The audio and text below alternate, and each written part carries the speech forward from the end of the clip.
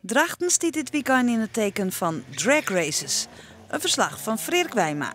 Wat voor soort mensen komen hier te racen? Ja, er komt hier van alles. Er komt hier van iemand die net een week zijn rijbewijs heeft en die de Honda Civic van zijn moeder meeneemt. Tot aan iemand die 70 jaar oud is en al 40 jaar een mooie Amerikaan heeft. Met een grote dikke motor erin en alles wat ertussen zit. Dragbaanracen in Drachten is uniek in Nederland. Want nergens oors mij of kindersport nog beoefenen worden. Alleen nog op de airstrip in Friesland binnen deze spectaculaire races nog te zien. Dragracen gaat eigenlijk wie is de snelste of de beste op een quartermaal. Een quartermaal is 402,38 meter even uit mijn hoofd.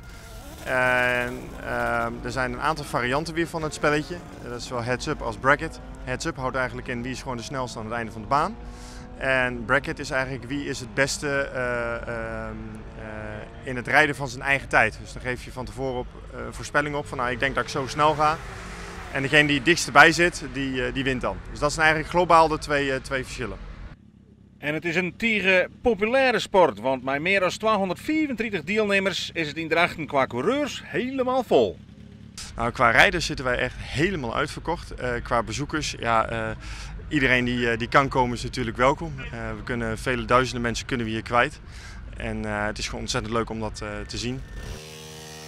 Snijn is de slotdag van het dragracen met de finales.